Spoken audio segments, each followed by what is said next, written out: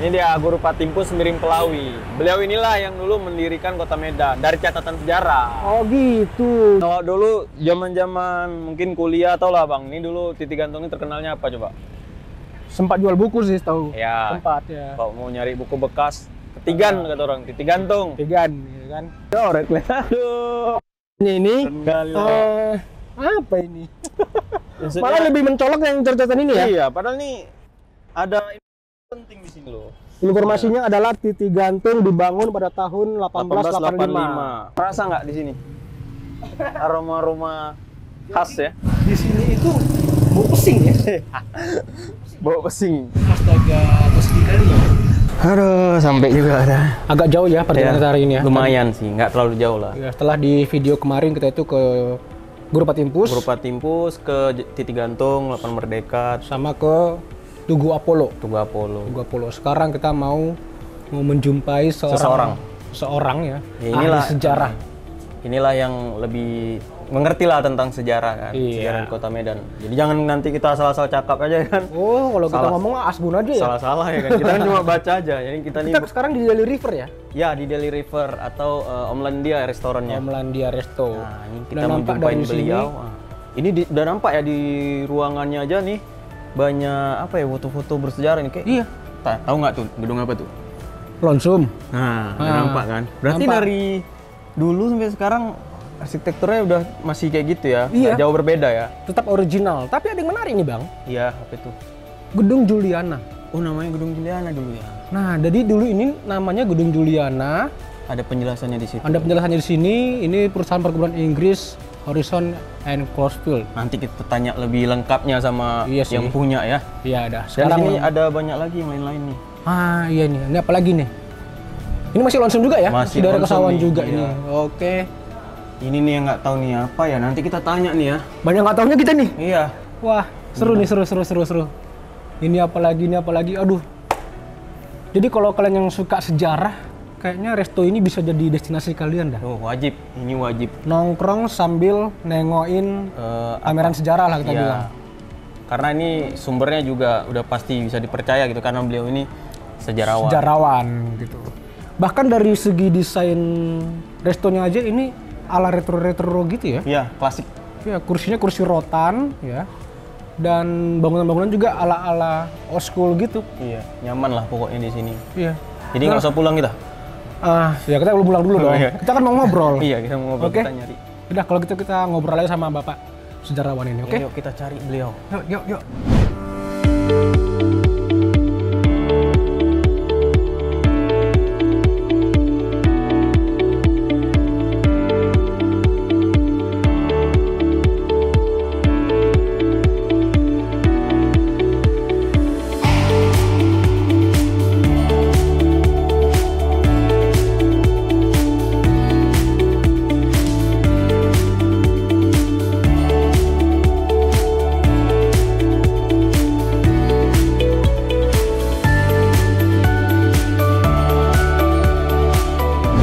Oke Bang Kandi, sekarang dengan Bapak ini. Iya, jadi saya awalnya menghubungi BWS Pak, Beranda Warisan Sumatera, Ibu Rika, dan beliau merekomendasikan Pak, mohon maaf panggilan Pak Dirk atau Pak Dirk. Tapi mungkin banyak yang belum tahu nih beliau ini siapa ya kan, jadi kita izin kita harus tahu dulu lah ya, oke kan. Dengan Pak boleh tahu nama lengkapnya sama Pak? Pak Direk. Pak Direk. Iya. Oke, itu dari Belanda asli. Yes. Dari Belanda asli tahun berapa Pak main kemudian Pak? Saya datang ke sini 1990 sebagai dosen sejarah di USU. Dosen sejarah USU. Iya, dosen sejarah USU, sejarah Eropa. Saya mengajar di sini sejarah Eropa. Dan Bapak di sini tuh diundang oleh USU atau Bapak datang ke sini langsung? Ada kontak sama USU dan mereka undang saya.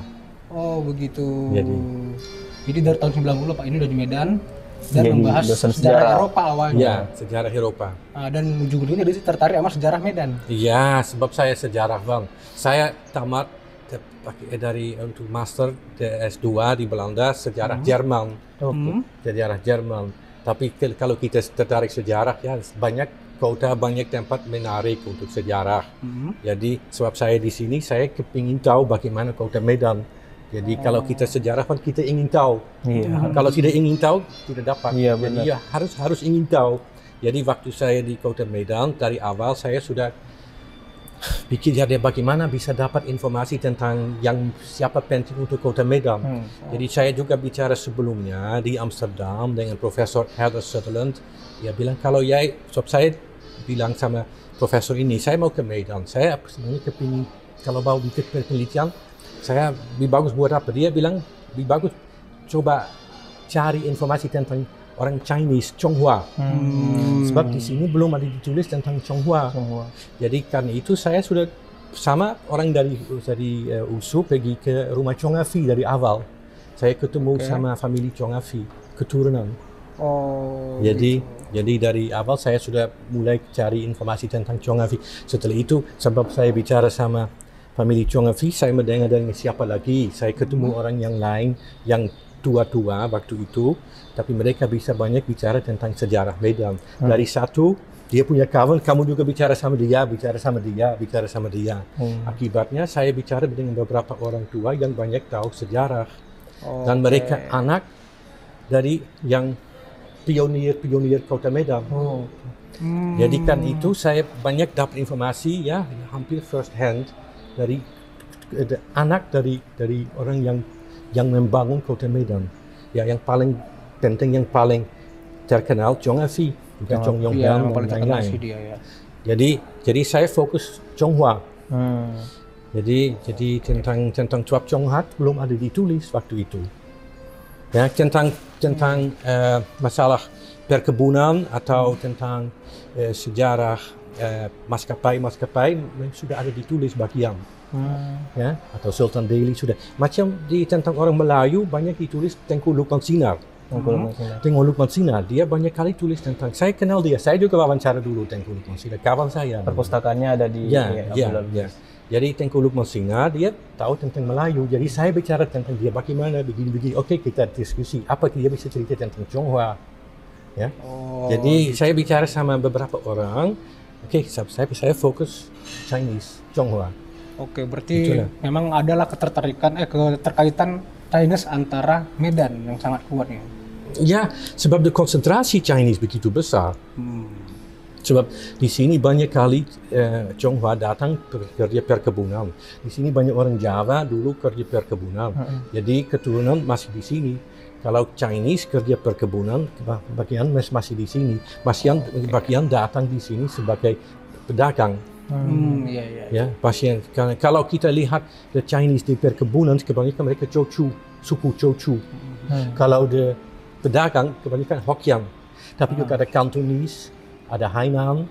Jadi sering satu suku ada satu spesialisasi. Macam Hokkien pada umumnya pedagang. Cantonese pada umumnya mereka macam punya satu keahlian untuk satu toko, untuk tukang sepatu atau tukang kayu, sering orang Cantonese. Kalau kuli-kuli Chochu. Tapi sebab begitu banyak orang Hokkien di sini, dia bahasa dominan Hokkien untuk Chinese. Dan mereka konsentrasi begitu besar. Jadi karena itu kira-kira tahun kira-kira 30% Kota Medan Chinese. Sekarang 10%. Tapi dulu 10%. Kebanyakan orang Java sekarang. Jadi sebab itu akibatnya ini bukan Jawa. Kenapa di sini begitu banyak orang Jawa? Sebab mereka pendatang. Jadi orang Chinese di sini mereka bukan asli dari sini. Yang asli di sini Melayu.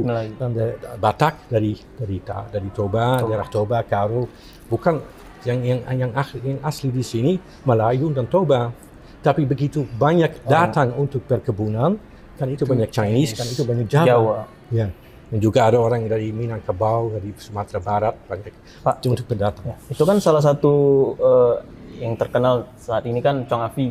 Dan kita tahu rumahnya itu di daerah Kesawan ya. Berarti masa itu yang duluan maju itu di daerah Kesawan, Pak ya? Ya, itu jalan paling tua. Oke. Lapangan Merdeka kira-kira mulai tahun 1870.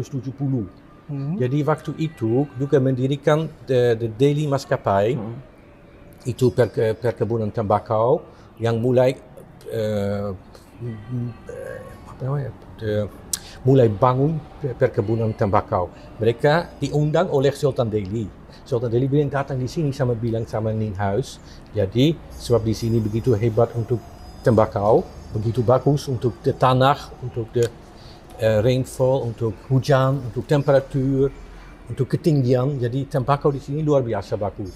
Jadi kan itu investor dari Nienhuis datang dari Java, dia diundang oleh Sultan Delhi, mulai di sini perkebunan. Tapi tidak ada pekerja. Jadi pekerja sedikit, orang Melayu sedikit, orang Batak bukan di sini. Mereka di Tanah Toba dan di Karo. Jadi perlu orang pekerja. Ada orang dia rekrut orang dari India. Tapi India ya cukup terbatas. Seperti itu orang Chinese banyak. Orang Chinese yang miskin-miskin, tapi China hidup susah. Karena tidak cukup makan, tidak susah. Jadi mereka mau kerja. Sebab orang Chinese banyak kali pergi ke luar negeri, karena itu banyak orang Chinese di Filipina, di Thailand, Singapura. Satu jelas, Singapura itu bukan China, Singapura itu Malaya, ya, bukan China. Tapi toh banyak Chinese di Singapura. Sebab di Chinese mereka pergi ke Nanyang, ke Asia ke lebih selatan. Mereka cari bagaimana mau hidup. Jadi antara lain mereka tulis kontrak pergi ke Delhi.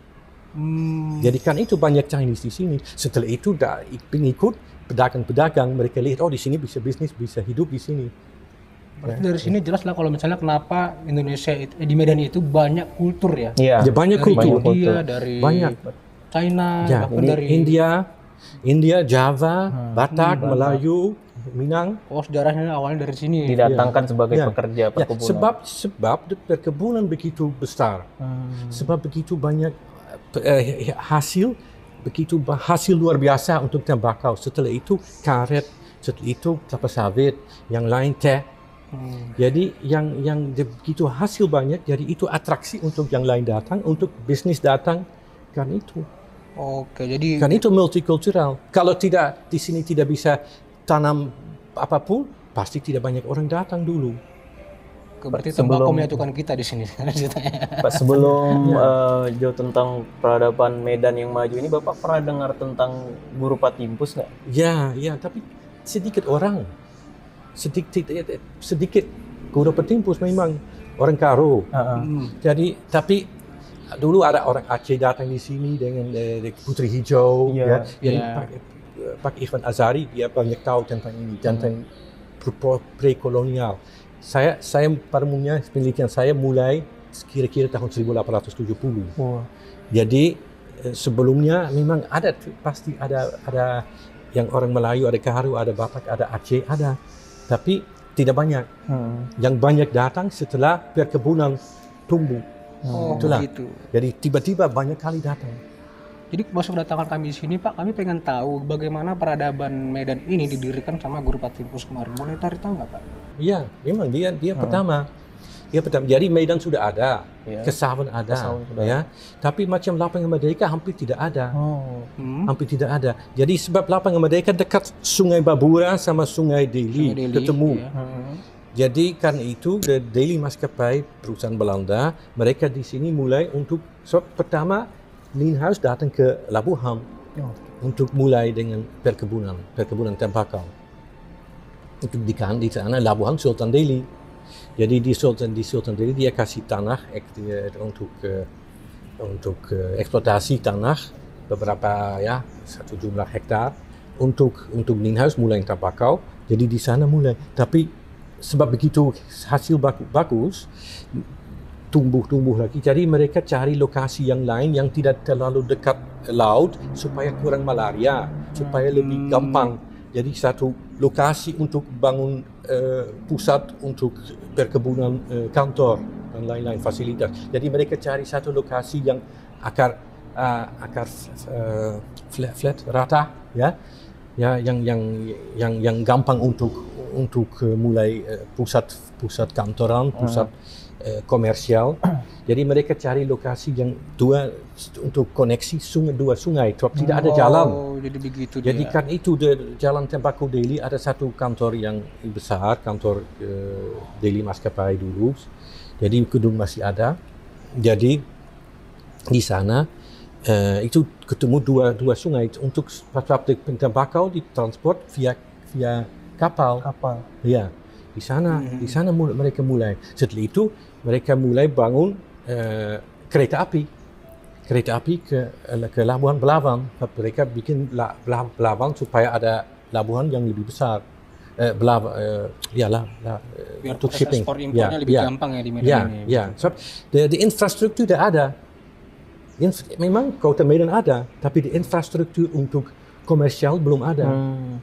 Berarti kayak Titik Gantung sama Lapangan Merdeka itu di zaman Belanda? Ya. Kira-kira tahun 1883 pertama kali rel kereta api siap dari Medan ke Belawan. Jadi Belawan. Jadi waktu itu mereka bangun stasiun. Di sini kita bisa lihat ada satu gambar. You can see. Jadi mereka bangun stasiun. Inilah Lapangan Merdeka. Oh, ini Lapangan Merdeka dulu ya? Ini Lapangan Merdeka. Jadi di sini bangun ada bangun hotel, ada bangun stasiun, ada bangun kantor. Di sini mereka perlu satu pusat.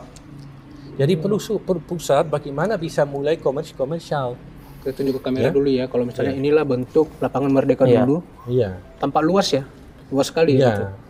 Sekarang sama luas, tapi sekarang banyak gedung. Dulu kalau nggak salah disebutnya Esplanade. Esplanade namanya. Sebab Esplanade itu satu nama di seluruh dunia orang pakai Esplanade. Di Singapura ada Esplanade, di mana-mana Esplanade. Itu satu nama untuk satu ruangan besar. Oke, nah ini kita bahas sedikit ya kalau Bapak ini menunjukkan kalau ini bentuk dari Lapangan Merdeka. Ya.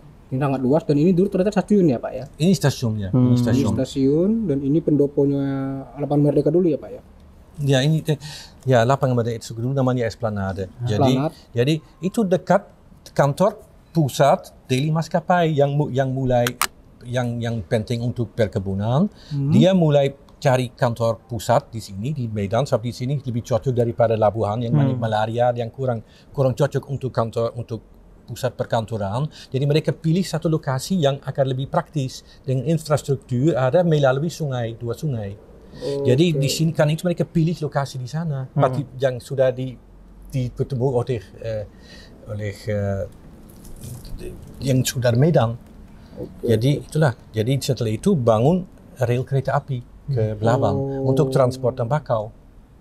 Tembakau dikeliling kota Medan, daerah ke Medan. Tembakau pada umumnya antara sungai Wampu sama sungai Ular. Sebab di sana tanah rendah. Jangan terlalu tinggi, temperatur cocok untuk tembakau, cocok untuk hujan, untuk tanah. Jadi beberapa faktor ada yang penting untuk tembakau. Di sini banyak kali hujan di Delhi.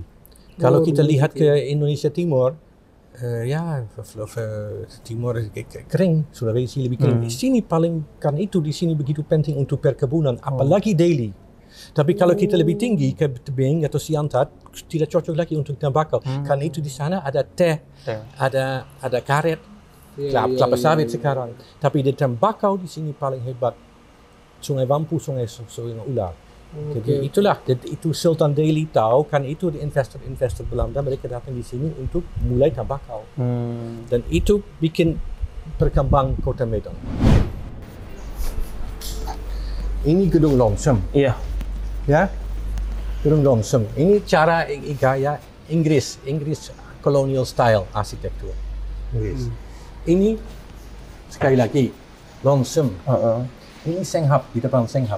Ini Senghap yang ada pilar-pilar. Tapi sekarang bukannya di sebelah sini Lapangan Merdeka ya Pak? Belum. Jadi ini Kesawan, ya. Ini Kesawan. Ini sekali lagi.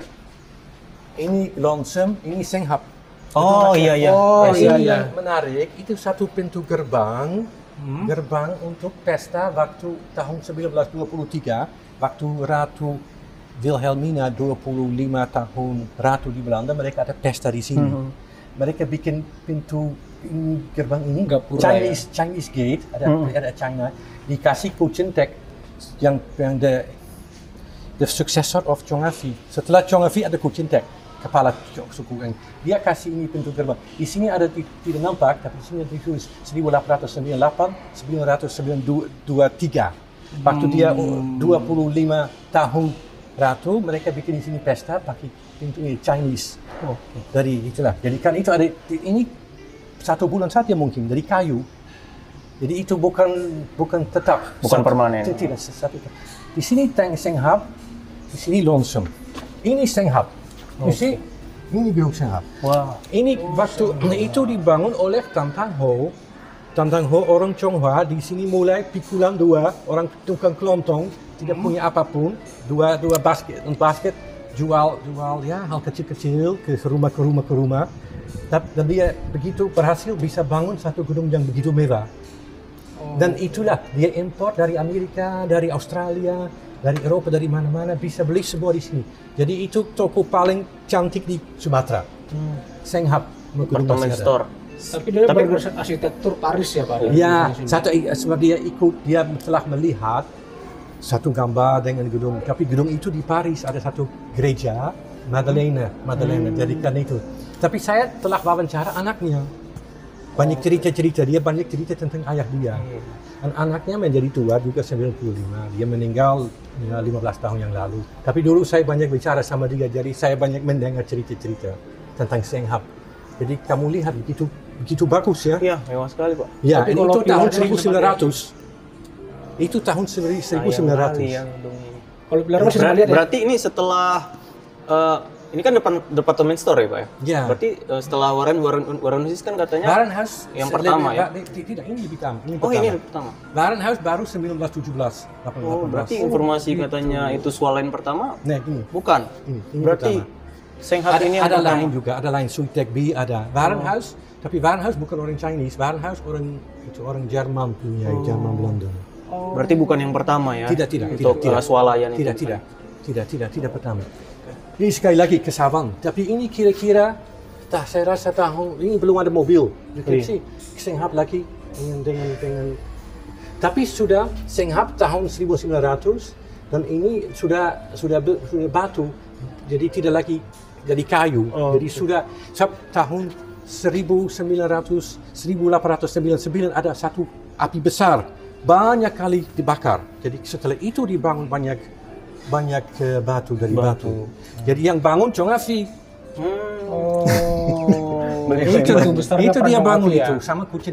Ini lebih lama. Ini Cornfield. Itu gedung masih sekarang gedung Bata. Sekarang Bata. Ini orang Jerman bangun itu. Ini di Kesawan juga ya?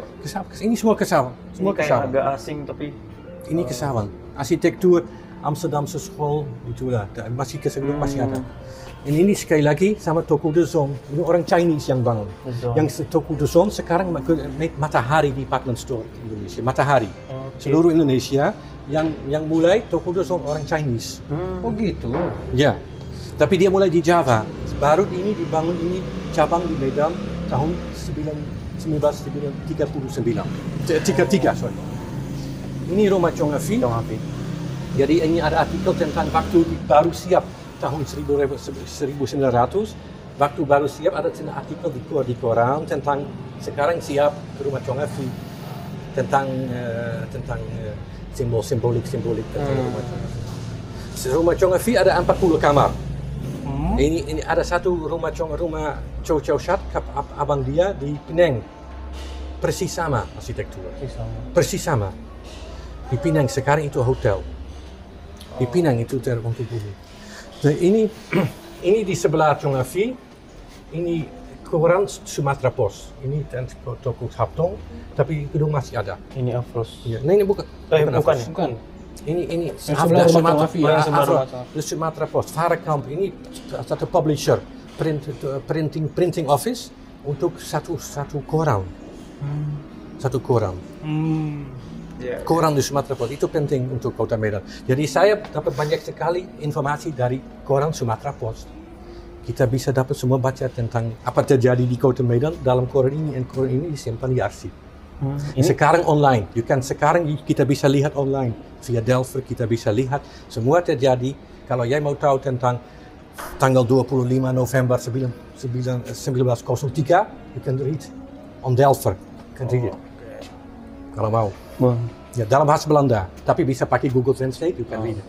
Di Sumatera Pos itu termasuk koran yang pertama nggak di Not Daily Koran pertama. Daily Koran? Tapi di samping itu ada Prawarta Daily, ada Andalas, ada Proja Timur, ada yang bahasa Melayu, ada bahasa Belanda, ada bahasa Chinese. Jadi yang dalam bahasa Melayu ada di Perpustakaan Nasional di Jakarta. Ya. Yang di bahasa Belanda ada di Den Haag di Belanda di arsip. Tapi sekarang sudah digital bisa baca.